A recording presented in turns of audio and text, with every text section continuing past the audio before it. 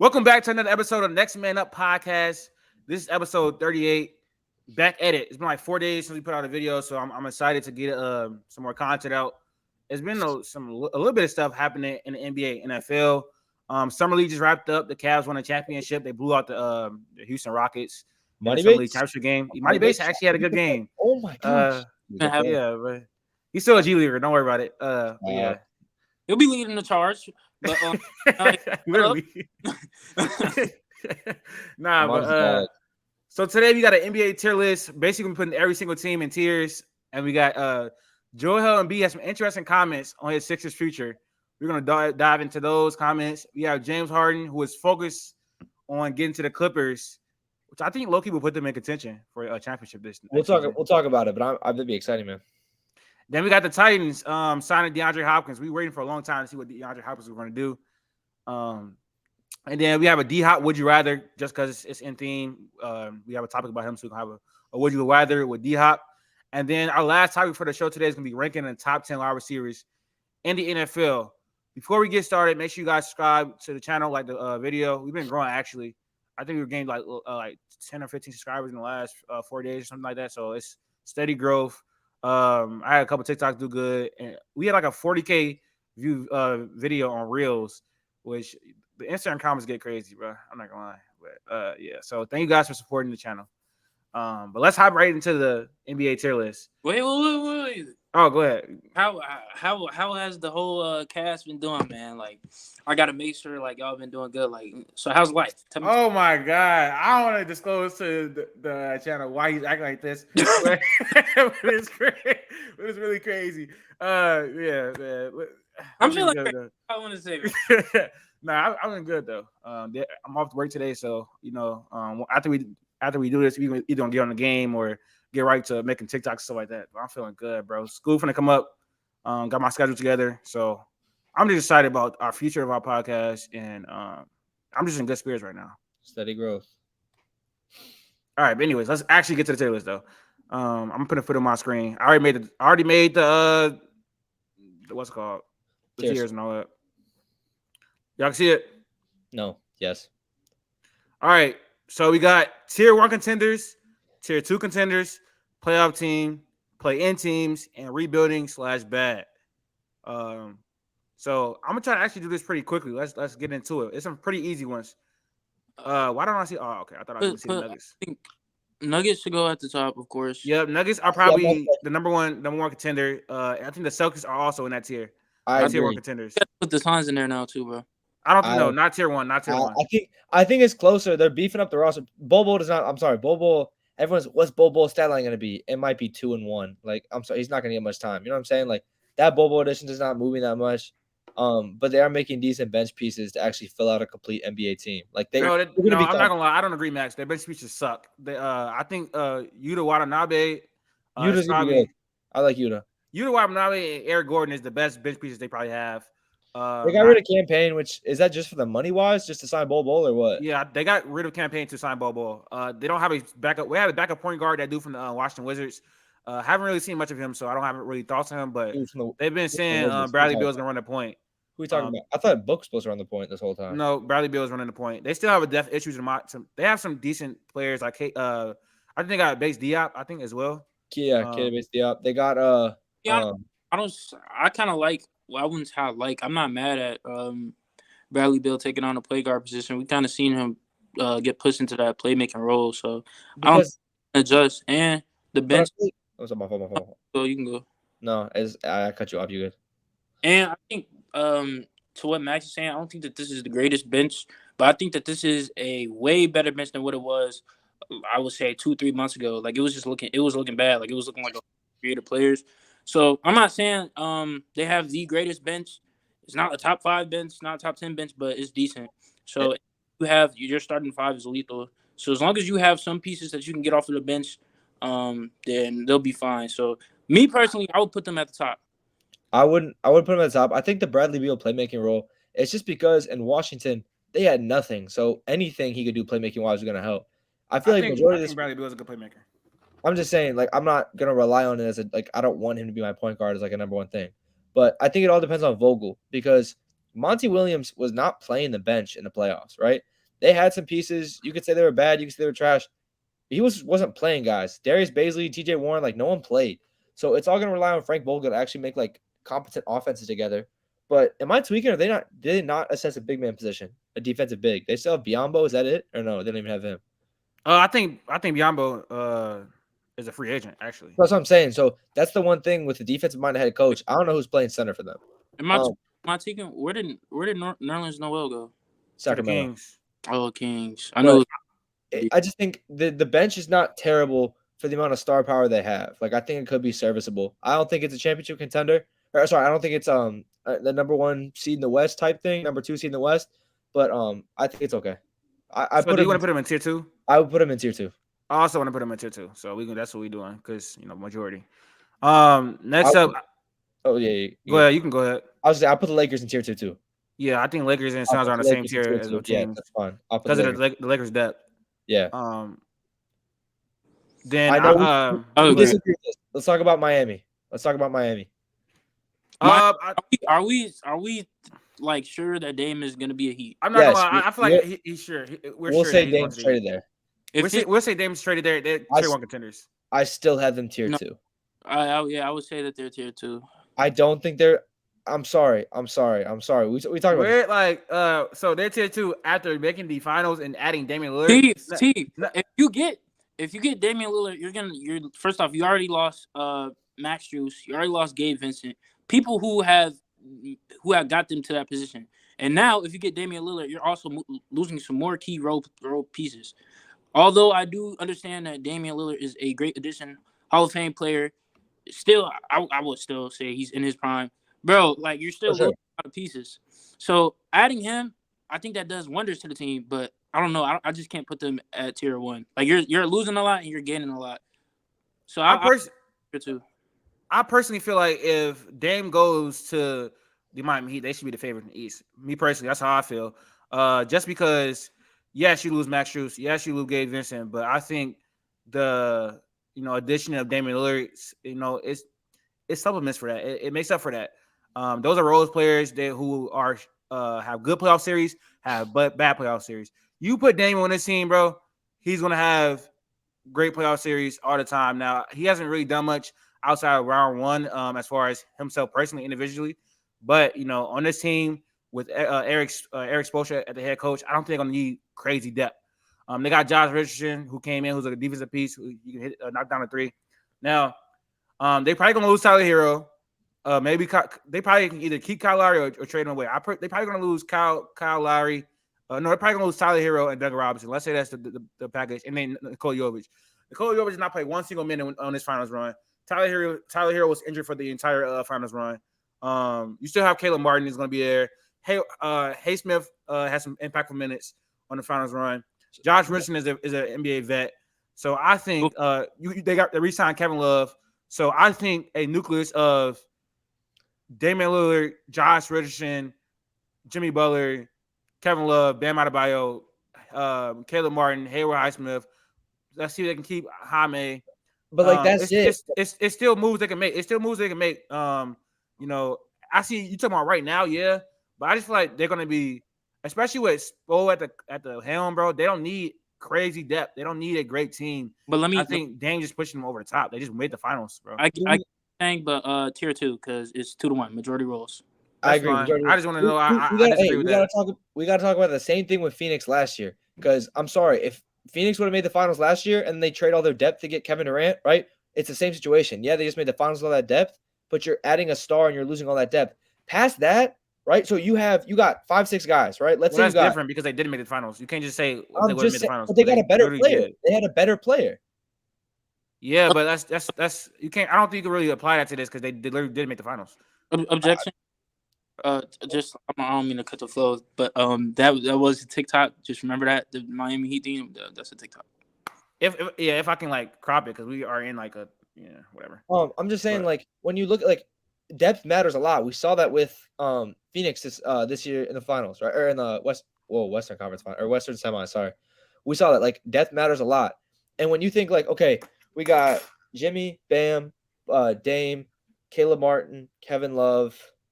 and Josh Richardson. Who I'm sorry, if you're talking about Josh Richardson, like the top 3 of your team, that's nasty. But like after that, you have Jaime Jaquez, who's a rookie. You got to count on him playing out, and Haywood Highsmith. That's 7 guys. And besides that, you got what Thomas Bryant, Good backup center. Cody Zeller's gone. Like, I'm just saying, like, there's nobody. Like you have 7 Thomas guys. Bryant is better than Cody Zeller. I can tell you that. Cody Zeller's not on the team, so it doesn't matter. Yeah, I'm saying it's better than the backup they had last year. Cody Zeller's not a great NBA player. Like, why are we trying to act like he's? I'm not acting like that at all. I'm saying he's better than what they had last year. A lot of players are better than Cody Zeller. Like, I don't think it's saying much, but like I don't know. I'm just they need pieces. It's not like they can make a couple. No, they need more depth. You need to get another creator off the bench, right? You need a.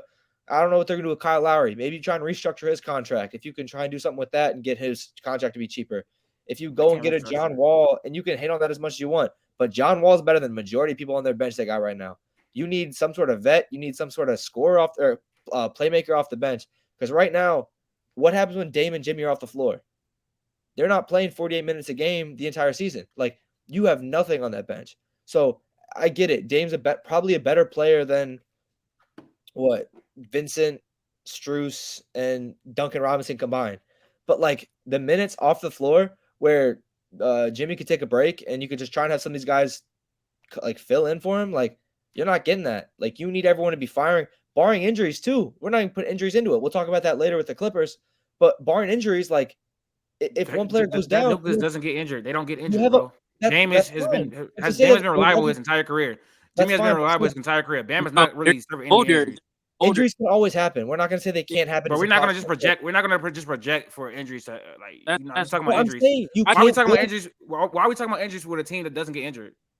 Okay, why are we talking about teams? That's true. But we talked about this. Jimmy literally played 60 games. Jimmy played 60 games this year, right? I don't know. In today's NBA, that's a good amount of games. That's cool, but he missed 22. So injuries or not, like you can't miss games when you only have 6 guys. Like you can't be forced to win games when you literally have 6 or 7 serviceable players. You know what I'm saying? Like, I don't know. Don't get me wrong. Dame's a great basketball player. We're not going to that's not what I'm saying. It's just depth matters a lot. We saw that with Denver. We see that with Boston year in and year out. Like, depth matters a lot unless you have a top 2-3 player right now. And I don't know. Miami needs more pieces if they want to compete right now. All right. What? More depth. Yeah, I'm done talking about that. But we can move on. Milwaukee tier 2. Yeah, I was thinking Bucks. You can go Bucks next. You got Giannis. You have to. I'm sorry. Who did they lose? Brook Lopez? No, they got Brook Lopez back. They got Chris Middleton back. They didn't. Joe Ingles. Who didn't play? Yeah, so they lost nothing. It was they didn't just. So why we have them as? I just want to know why we have them as tier 2 contenders instead of tier 1. Oh, that's fine. I'll put them tier 1. I thought it was Milan who said that. What do you think, Max? Because I don't know if they didn't lose anything. They're getting older. I'm fine. I like Milwaukee. I still think Milwaukee could maybe be, if both teams are healthy for a 7-game series, I might take Milwaukee over Miami. I'll take Milwaukee over Miami. I do think Boston's the best. I do think Boston's the best team in the East right now. I think Milwaukee ran on bad luck. So I agree. I do think Milwaukee could be considered tier 1 though. How I think about this team is like if the Bucks won a championship, I would not be surprised in the slightest. I agree. If the Heat won a championship with Dame, I would not be surprised in the slightest. I would be surprised. All right, next team. Sixers. What are we doing with them? Sixers, playoff team. It depends. It depends on the Harden situation. I think. Well, they're gonna lose James Harden. I'm not gonna lie. So then, I'd say playoff team, unless they get Dame some way somehow. But they're losing Harden. Now I think you have to rely on Maxey taking that next step, which I'm not saying that he won't, but I don't know. Embiid's not getting it done by himself, so I think playoff team is just a perfect spot for them. Clippers. The Clippers are tier 2.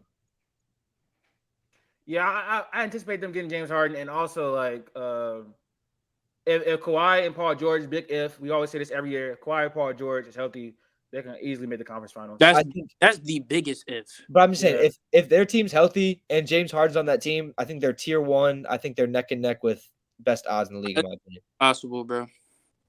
I don't think. Yeah, but the only reason if they get James Harden, you still gotta. That's like that's another if. If they get James Harden, if they're healthy, so it's a lot of ifs surrounding that team. So that's why I got them in tier 2. We throwing Golden State tier 2 or playoff? No. Jake, Golden State is a playoff team. Playoff, that's fine. I can go lower, but I don't think Golden State is gonna be a contender next year. Cleveland. Timberwolves. I think that's a playoff team, bro. Yeah, I also think that as well. Cleveland. Memphis. Cleveland's a playoff team. Memphis. I'll say playoff team. I think Memphis is a tier 2 contender.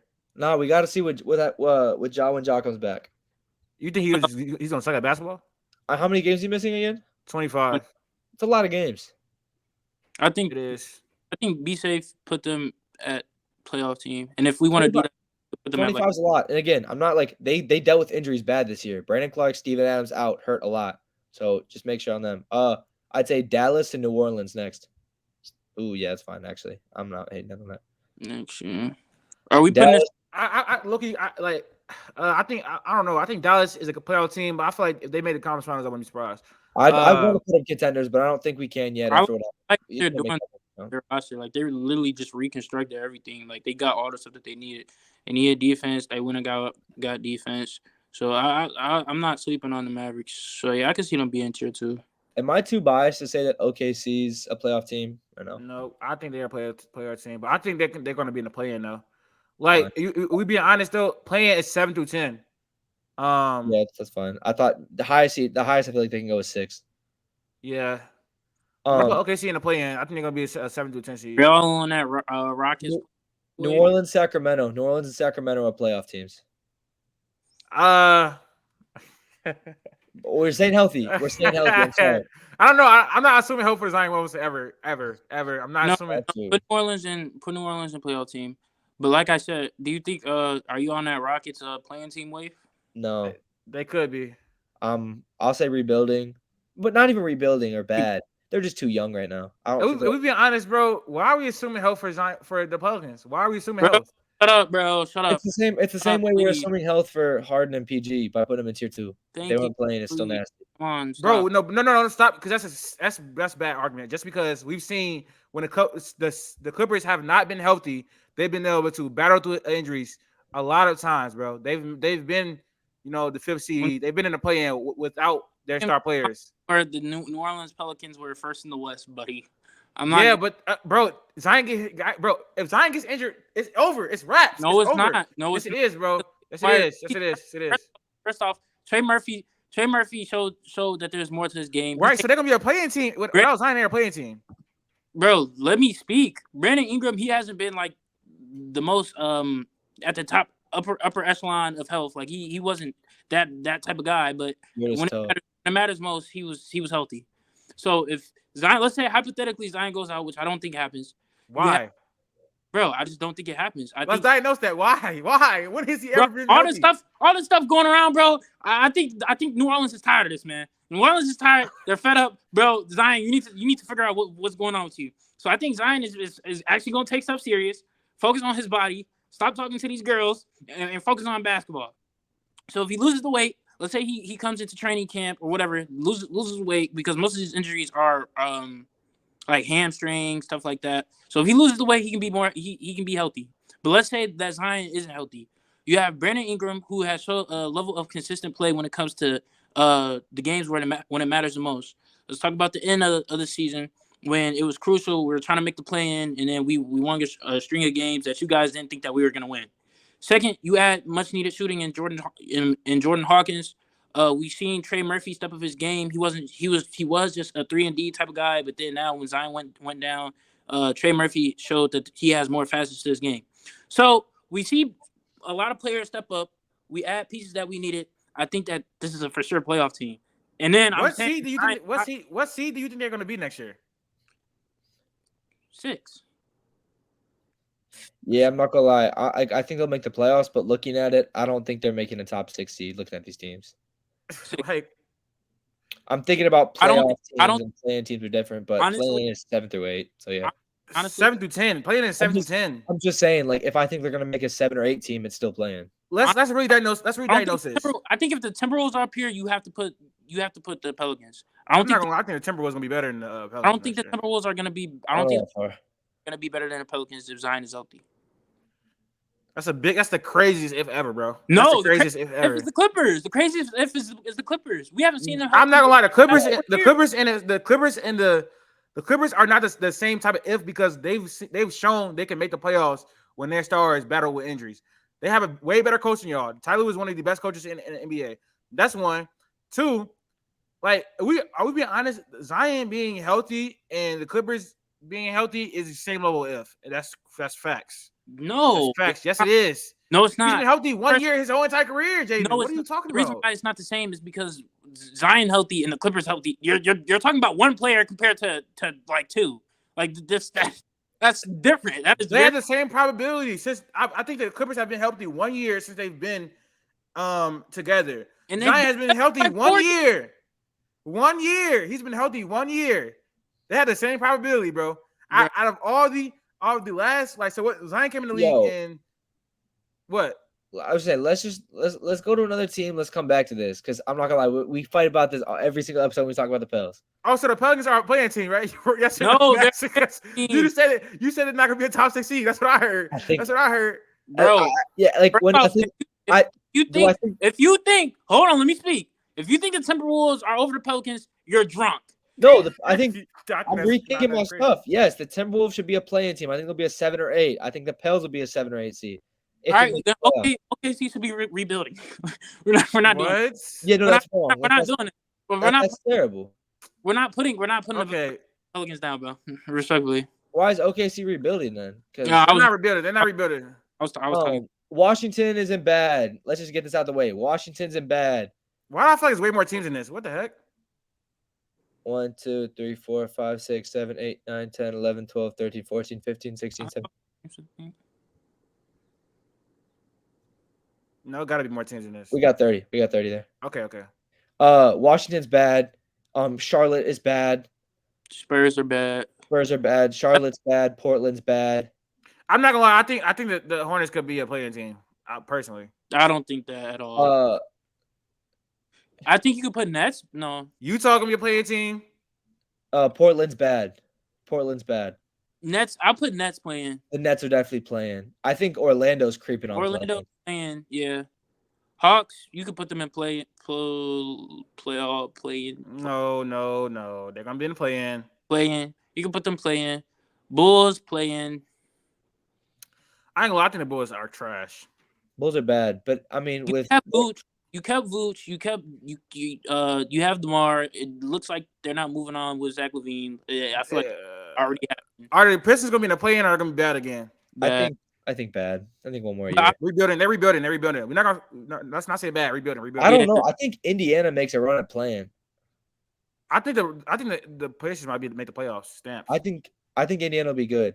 I think they can be. They can be the 6th seed. They were the 6th seed this year before Tyrese Halliburton got injured, and they got a lot better this year.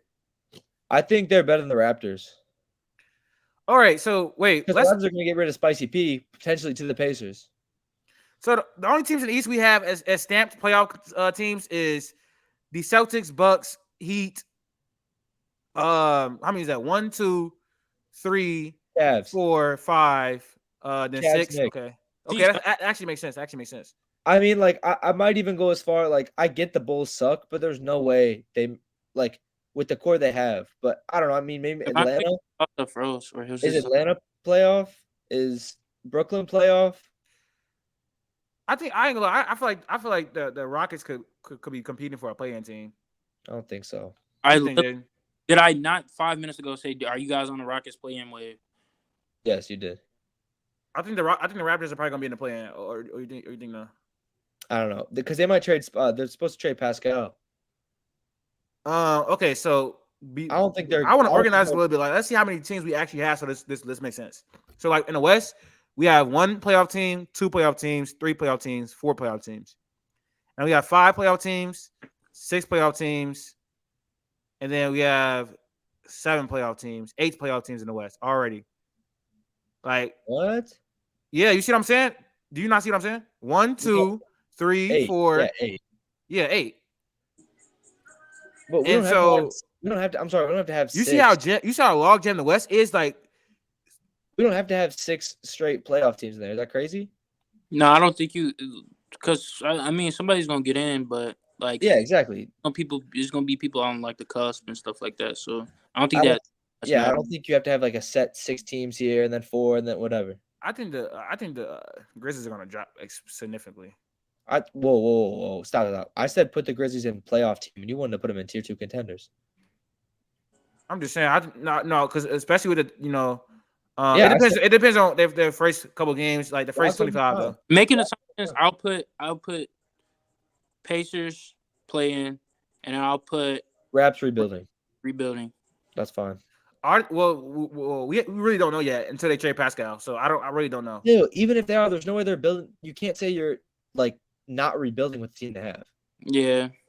Well, the team's kind of. Yeah, kind of. I guess. Pacers play. I don't think we really have too much like. I think it's a pretty easy list. I like our list. I don't really got many complaints. Yeah. I was trying to think. I can see the Timberwolves being a very good team this year, personally. But it was really like putting them down because Anthony Edwards is like my second favorite player in the league. I think he takes I love it. I think he starts getting into that superstar mold. If you get Cat healthy, they probably gonna be a playoff team. I don't know what Cat is anymore, bro. But I don't think what we were just talking about. What? I don't think they're on this. I think the only team I could see them being on the same level with is Sacramento. I don't think they're better than a healthy and playing Grizzlies team. I don't think they're better than the Mavs. I don't think they're better than the Warriors, the Clippers, the Lakers, the Nuggets, or the Suns. Why did you just look at me like that? I don't know. I'm confused.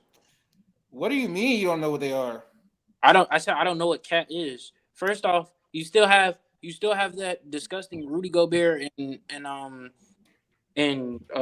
Cat, which didn't work this year. So I want to see how they're gonna scheme that. How did it didn't work? Cat missed like a lot of the season. We don't know if it didn't work. They did not play a lot of the season. Nigga, my bad. Well, they played towards the end of the season and in the playoffs, and it was proved to not work. Bro, they played the Denver Nuggets. They were not going to beat them regardless. Cool, right, but it worked like that's a spacing issue. Yeah, no, I'm not gonna act like, bro. And Cat is a cone. Like he still hasn't. Cat hasn't improved his game in the last 5 years. I'm not gonna lie, bro. That's not true. He's got better as a shooter. Why would he become a much better shooter? He's become on an offensive end. But Cat played 29 games this year, so I don't know if we've seen a big enough sample size to say that duo doesn't work. Hence, why they haven't traded Cat or Rudy Gobert yet. I think Cat could be able to move this year. I think if they start tanking early, I think he's gone. Why would they be tanking early? What? If they start playing, I think not like they're actually tanking. If they start sucking early, I think he's gone. I don't got many complaints though. I think this list is fine. All right, that's cool. That's fine. Let me take a screenshot of it though, real quick. Let's get into Joel Embiid. All right, let me get this off our screen real quick. Slide. I don't get my large. Yeah. Let me fix this. Put us side by side. I know, man. I got it. Gotta find a filter. Another filter. Preset. That's not that one either. Jesus. Bruh. All right, there you go. All right. Next up, we got Joel Embiid comments. So he made some comments. I think he was on either a podcast or something like that. He was on some type of social media platform. I'm gonna read y'all what he said. So Joel Embiid said, "I just want to win a championship. Whatever it takes. I don't know where that's going to be, whether it's in Philly or anywhere else. I just want to have a chance to accomplish that. I want to see what it feels like to win that first one and then think about the next one. It's not easy, but it takes more than one. It takes more than 2, 3 guys. You got to have good people around you." Jay, you want to go first? What are your initial reaction to the comments? I do want to go first. So what I do want to say is I think that he did highlight because somebody brought it up on Twitter, and like he highlighted that it could have been like a troll, like talking about the next team, whatever.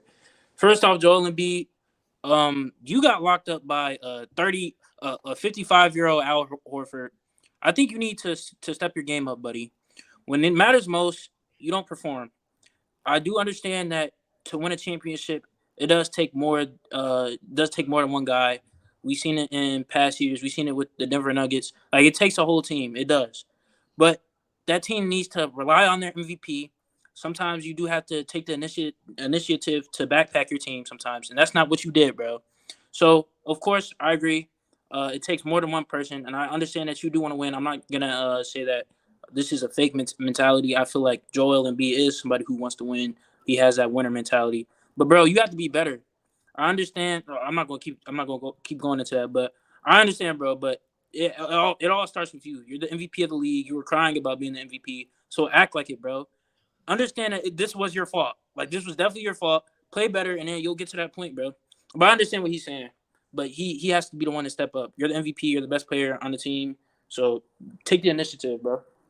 I just feel like and Max, you're like a little laggy. Am I bad? Is this better? He looked like you were like freezing, and then like your quality. Yeah, the quality definitely went down. Your quality went down a lot. Still, but yeah, still. I think Joel Embiid is the most baby superstar in NBA history. I don't think anyone has got I don't think anyone in NBA history has got so many excuses, so many passes. Like, he's the only MVP that's never been to the conference finals, and time after time again in the playoffs, he drops. Like, especially when it gets bad. Like, when the pressure goes up, Joel Embiid plays worse, a lot worse. Joel Embiid in the regular season, 27.2 points per game, 11 rebounds, 50% from the field. Joel Embiid in the playoffs, take a 3-point drop, 24 points per game, 11 rebounds still, 50% from the field, but 23% from three. He also averages a lot of turnovers for a center, which is really indicative because teams like to double team him, and he really can't pass out of it. He can't play make really well. That's the difference between him and Jokic, because Jokic can make his team better. He can play make. When he's not scoring, he can still be effective on the court. It gets even worse in Game 7s, though. In Game 7s, Joel Embiid is 22.3 points, 10 rebounds, 5.3 turnovers, 38% from field, 20% from the three-point line. So, like, Joel Embiid, you got to step it up. What you mean? You got to have more than 1, 2, 3. Like, bro, you had a good team. This was the prime year for the Sixers to make the finals. The Bucks went out in the first round. All you had to do was not blow a 3-2 lead to the Celtics, not no show in Game 7, not drop 15 points in Game 7, not shoot 27% in Game 7. This was literally his best chance to make the finals, to make the conference finals at least. I feel like it's a shot they beat the Heat. He have a massive size problem. I think Bam would have did a good job on Joel Embiid, but they still have a chance. What more do you need? You got a great player in Tyrese Maxey, upcoming player, great off the ball. You had James Harden, who has one of his best seasons in like the last few seasons, led the league in assists. He didn't give you 2 45-point games. When he gave you a game where you were injured and he won a game for the team. What else do you need? All you need to do is not play trash in Game 6 and not play trash in Game 7. That's all you need to do, honestly. And I feel like he's one of the biggest playoff chokers we've ever seen. He's like his drop off, especially in Game 7, is historical. Like how bad he is in the playoffs, and he shoots 40%. He shoots 46% from the field in the playoffs as well. So it's a 4% drop off and efficiency, and a 3-point drop off in points. So yeah, Joel Embiid, you need to look within first before you start talking about other people in your team. And I think it's a possibility that Joel Embiid is on a new team this time next season or this time next year. I think he probably get traded to somewhere like the Knicks or something like that. Is my connection so bad? No, it's way better now. Okay. Yeah, I was gonna say, I think like the whole idea where it's like it's not 1, 2, 3 people, like everyone I feel like is gonna think he wants like a super team or something. Like to be honest, I think the head coaching switch can be big too, because Doc Rivers is not good in Game 7s. We know this, right? And I'm not saying Nick Nurse is gonna be the guy that comes in and is able to turn this whole thing around. I don't think that's gonna happen, but I think it could help, right? Like I think he could significantly provide different schemes and put together an offense where Joel Embiid can be more successful.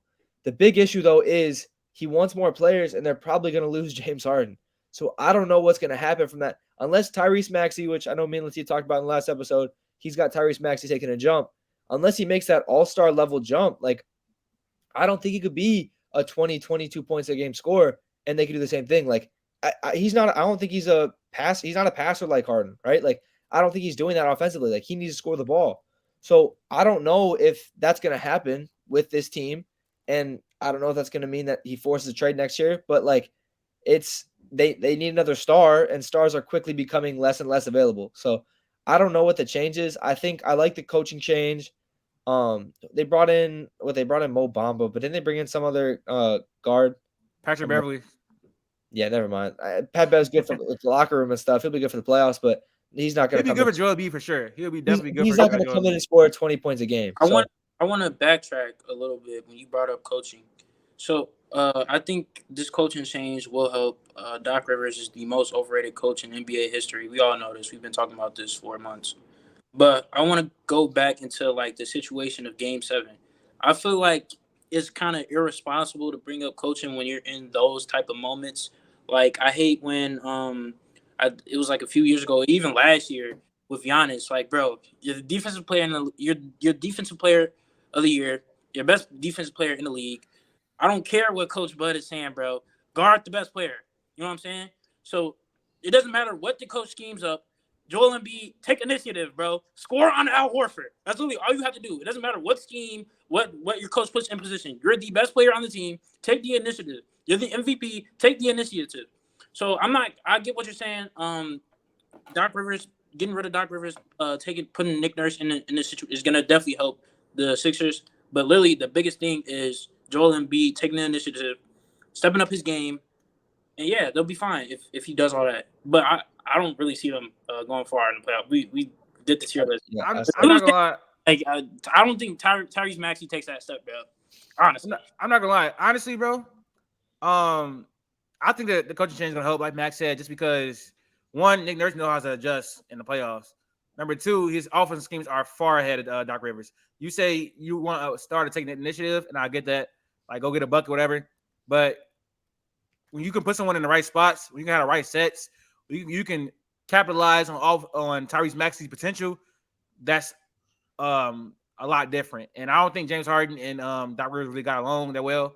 So that can be another thing too. But like we're gonna get into the next thing. But Harden's intent on leaving the Clippers. So I don't even know. Honestly, all this stuff could be waste of voice because I think if Harden leaves, Joel Embiid gives it one season with Tyrese Maxey, and if they don't go far, he's going to request a trade. I'm like very like stuck on Tyrese Maxey doesn't take that jump, bro. No, he definitely will. Tyrese Maxey will definitely take a jump next year. Without James Harden, he'll definitely take a jump because he doesn't have to share the ball and he'll have the ball more in his hands because James Harden is gone. But I don't think like he's going to take a jump to the point where they make it to the finals, bro. Oh yeah, no, of course not.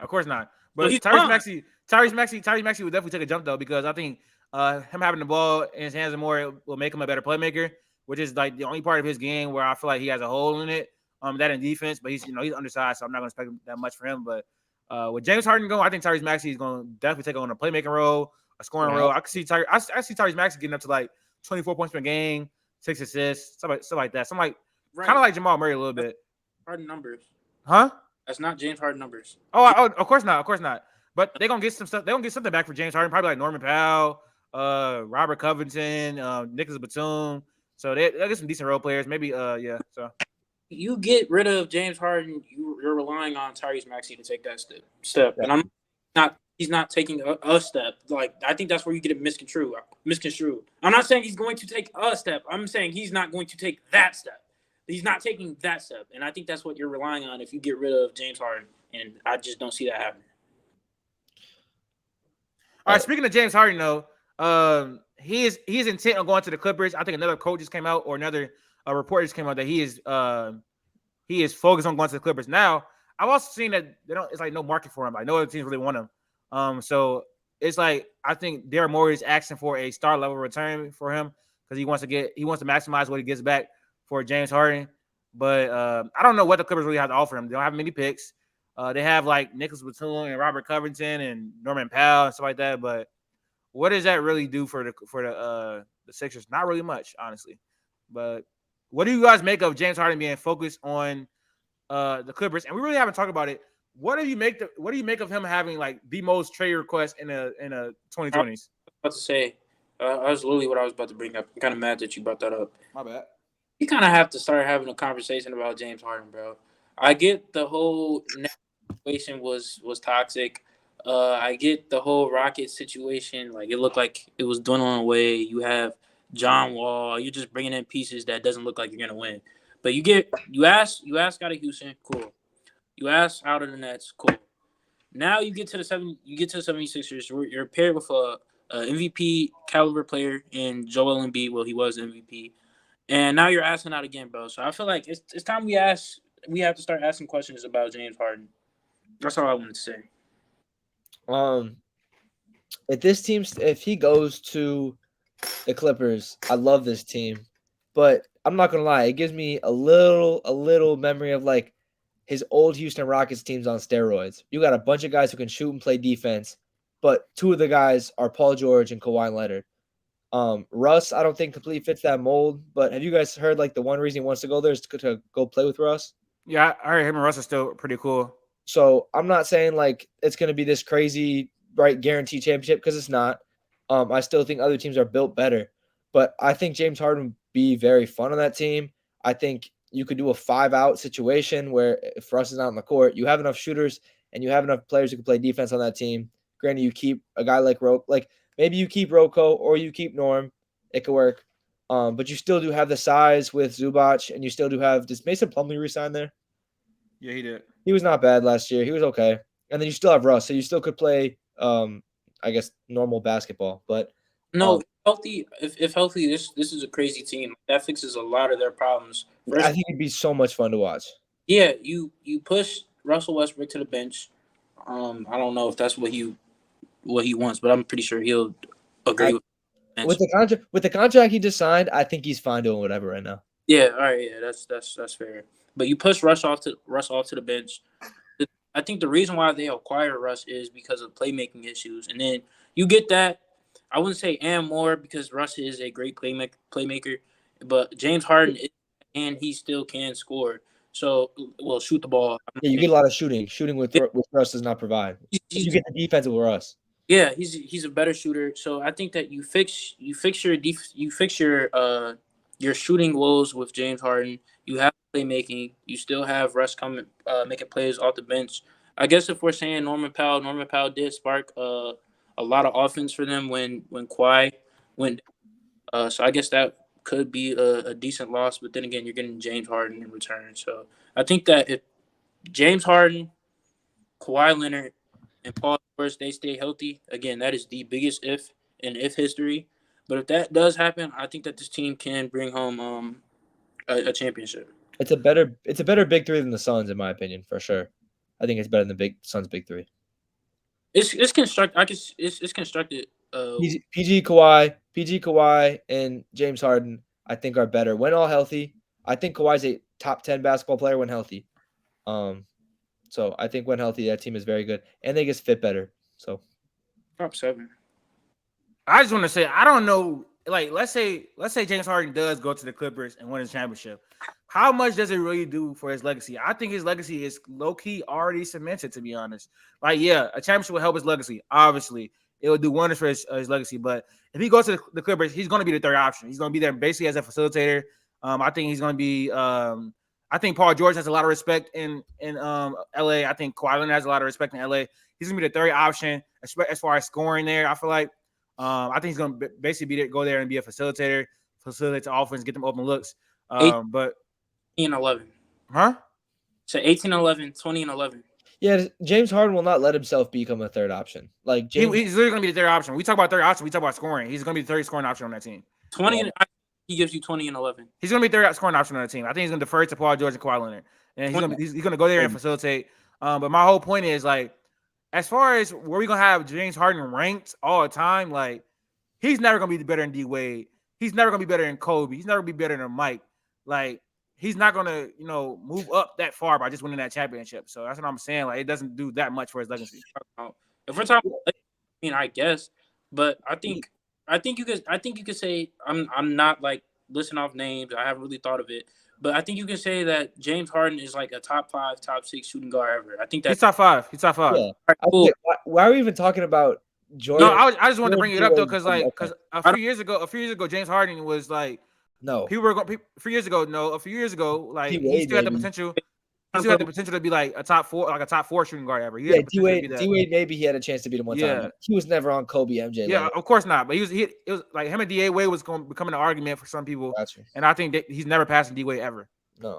I mean, it's kind of hard to do that when he won a ring in like his rookie contract. So, I mean, anyways, but I think his legacy is already cemented. Like you see it now. Like you look on Twitter. If you're on NBA Twitter, you know, like it's like a post of James Harden every day talking about he's the best ISO scorer. Like his legacy is cemented. We see it now with the younger generation of players. Like he's gonna be talked about for a very, very long time. Him, Paul George, like those type of guys. So I don't think a legacy will like factor into any of this. I don't know why that was brought up. Yeah, I think James Harden will be considered one of the greatest scorers of our era of all time, and that's about it. That's kind of like he will be considered one of the greatest scorers, and that's it. Yeah. I Let's mean, move on to go ahead. no, I was saying, am I wrong? Is that No, crazy? you're not. No. Like I'm saying Melo, this. like Melo, I like think Melo. he'll be Plays that. no. I think he'll be like remember. No, Melo's gonna play soon. Huh? Harden is better, Melo, respectfully. Yeah, Melo's gonna start dwindling away because you start to look at it like he wasn't the greatest. I wouldn't say he was like a slouch on defense, but he wasn't the greatest defender. He stopped the ball on offense. So I don't know, bro. I'm not saying James Harden didn't. And not saying James Harden is the greatest defender, but yeah, I put James Harden over Carmelo. Yeah, especially because he led like historic offensives and he went far than him in the playoffs. And he got MVP. So it's not even a debate. Let's move on to the NFL. The Titans traded for DeAndre Hopkins, not traded, but signed DeAndre Hopkins. I think a 2-year, $26 million deal. I think a lot of it's like $17 million of it is guaranteed. I don't know, man. Do y'all think DeAndre Hopkins should have signed to the Titans, or should he try to go compete to win a Super Can I Bowl? go first? I'll go. D-Hop is my favorite wide receiver of all time. I love DeAndre Hopkins. I don't know why he signed to the Titans. It makes no sense. He wanted a competent quarterback. He wanted to play playoff football. He wanted a good defense. He wanted He wanted like a steady GM or something. He got none of those four things. I guess the defense in Tennessee is not terrible, but what? Bro, I think it's what you're saying. Like the answers are very simple. It's no state income tax, and he got paid. He got paid on no state income tax. He got money. All it is. When we talk, not to go back to basketball, but the conversations that we had a few weeks ago, I have no problem with players wanting to get paid. We saw that with Carmelo Anthony. We saw that with Bradley Beal. And then I guess I'm not going to say that with Dame, but we're seeing it with D-Hop. I have no problem with that. But the part where I do have a problem is when you start calling out the GM, you start talking about how you want to win so bad, and then you keep running. So obviously this was a cash grab. Only thing that I have a problem with is him making all these complaints, like you said, the stuff that you listed off.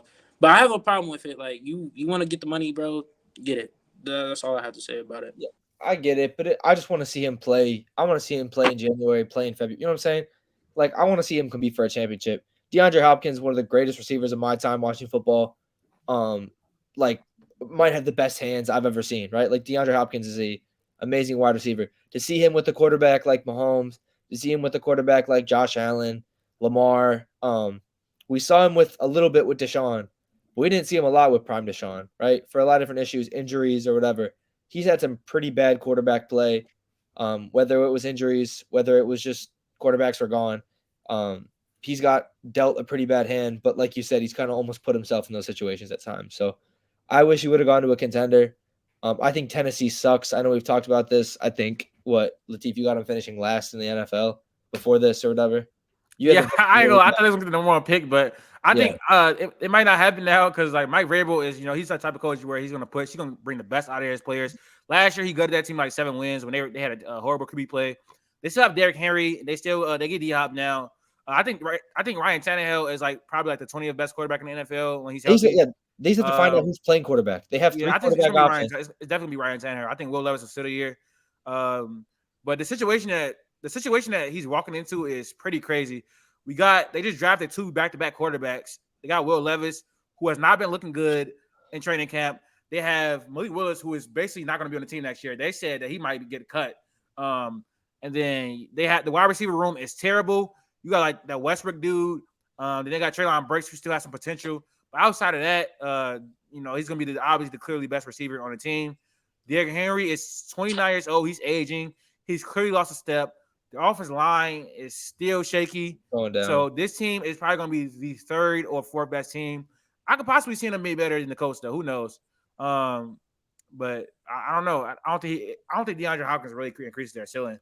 I would love to see DeAndre Hopkins with his amazing hands, with his how he high points the ball, play in a environment like the playoffs, play in January, February. I'm not gonna lie. If DeAndre Hopkins would have went to the Bills, I would have had the Bills as favorites, low key. I think if you would have put him in so many different situations, like I know I hate on the Cowboys. If you would have put him on the Cowboys, I'm sorry, there's no way Dak can mess that up. Dak could throw so many picks. You have Cooks, CD, and Dhop. Like there's so many different they already teams. They already paying someone. I'm just saying, Brandon Cooks. If money wasn't an issue, there are so many different teams where you could throw him on that we'll get into this later. He's a top 10 receiver. Like he's a top 10 receiver. If you add him next to another top 10 receiver, like there's so many different people that like so many different teams that just skyrocket when you put him on that team. Yeah, I understand that. But we do have Jay. You here?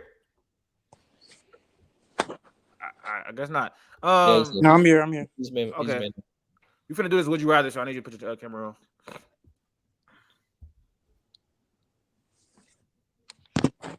Today. Thank you. Anyways, all right.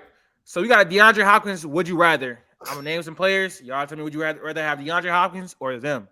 This is current day as well, not like all time or nothing like that. All right. So first name up, I got Cooper Kupp. Cooper Kupp.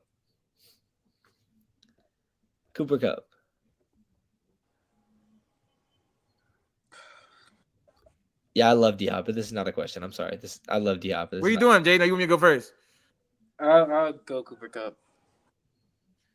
I'll go Cooper Kupp too. I feel like at this stage in his career, DeAndre Hopkins is not better than Cooper Kupp. All right. Next name up we got is who is someone that's been compared to him a lot. T. Higgins. Yeah.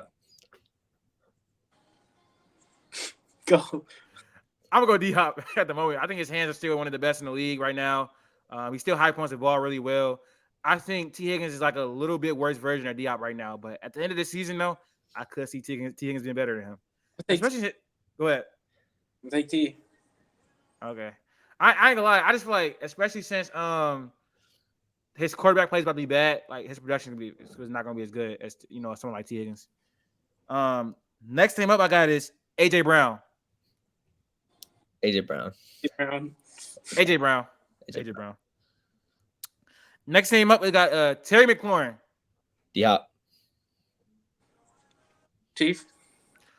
I'm taking Terry McLaurin. I just feel like he's so QB proof. His roster now. Sorry. We're talking about one of the most QB proof. Yeah, I understand that. But you're gonna see that this year it's not gonna be like that. I promise you.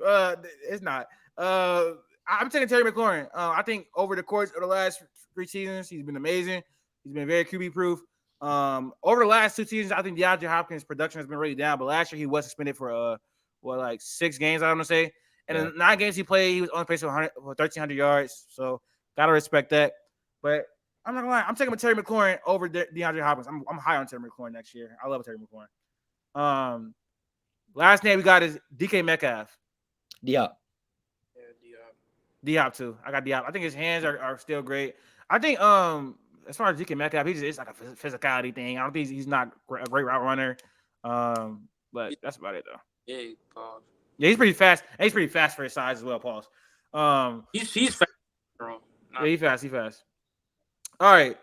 Let's stay on the topic of wide receivers. We're gonna be ranking the top 10 wide receivers. We are doing Max's list. So Max, give me your top 10 wide receivers, man. All right. 1, I got Jettas. 2, I got Tyreek Hill. 3, I got Devontae Adams. 4, I got Stephon Diggs. 5, I got Cooper Kupp. 6, I got Jamar Chase. 7, AJ Brown. 8, DeAndre Hopkins. 9, CD Lamb. And 10, DK Metcalf. That's a good list. Yeah, it's not that bad. I got some first of all. Or you got it? No, I got it. Devontae Adams is better than Tyreek Hill. He is. He just is. I'm sorry. He just is. Devontae Adams is better than Tyreek Hill. Tyreek Hill has the speed, the big playability. He does a lot for your offense, but Devontae Adams is a better route runner. His hands are better. He's bigger. He's stronger. I'm going with Davante Adams as the second best wide receiver in the NFL. Also think Jamar Chase is better than Cooper Kupp at this point. I feel like Jamar Chase, with his ability to extend the ball down the field, make big plays. It's not like Tyreek Hill, but he's a very good deep threat. He's a good route runner. He's good with after the catch like that. I think with Cooper Kupp, his system is part of the reason what makes him so great as a receiver. But I'm not gonna discount him too much. But I got Jamar Chase over Cooper Kupp. That was my toughest. That was my toughest thing was 4, 5, and 6. Diggs, Kupp, and Jamar. I'm not gonna say they can go either way, but I had Jamar at 4 at one point in time. I had Diggs at 5. I had Kupp at 6. I had Kupp at 4. Like it kind of switches around. Jamar Chase ended up putting 6. Obviously, amazing receiver. I guess I'll hurt him a little bit because of quarterback play and other receivers in the team. Cooper Kupp, obviously, he's injured. He came off a Triple Crown season and a Super Bowl MVP. Huge. Stephon Diggs has been consistent for years now. Jamar, again, I don't want to hurt him because of his team, but like he does have 2 other great receiving options on his team. And you got Joe Burrow as quarterback. I get Diggs has Josh Allen. But Kupp's done it with Stafford. Kupp did it with who was quarterback after Stafford this year? I don't even remember. Was it Baker? No, it wasn't Baker. It was Baker. It was. I thought it was a while before Baker. But anyways, yeah, no, I think I do think that I get Cooper was injured. Cooper Kupp was injured this year, but being a year removed from a Super Bowl MVP and a Triple Crown is huge. AJ Brown, I think, is the end of the top. I think that there's a top 7 receivers. I think AJ Brown is just at the end, but like at the end of this year, he could be in that 4th spot. I do think it's very close to receivers, though. My only thing is Jaedon is 1 by far. I think Jaedon is the best receiver in the league. I think it's by a little bit. So I don't know about Farr. I think Farr is strong. I think Farr is strong. Justin Jefferson is the best receiver in the league. Yeah, he is consistent, but Farr was insane. Hands are insane. Route running insane. Like Justin Jefferson is the best receiver in the league. CeeDee Lamb, though, I think is definitely 9. I think CeeDee Lamb is definitely closing in on that top 7. If you put a better quarterback on that Cowboys team, I think we're talking about him in a different light. But Dak was obviously injured last year too, so that took away from it a little bit. But I think CeeDee Lamb's a very good receiver. And DK, I get you can say it's just because he's big, but he is big. DK is big. I'm sorry, like DK, body-wise. DK not better. DK not better than Terry McLaurin. One-on-one balls, you're not stealing it from DK. You could talk about technicalities and stuff. Like you can talk about like his route running ability and everything. But I'd rather have DK on my football team than Terry McLaurin right now. I think DK is a better receiver. You can blame it on his build. You can blame it on the size, whatever. But DK, in my opinion, I'd rather have on my football team right now. DK Metcalf had 967 yards in 2021. Last year, he only had 6 touchdowns and 1,000 yards. So let's go to Terry McLaurin stats. I'm not gonna lie.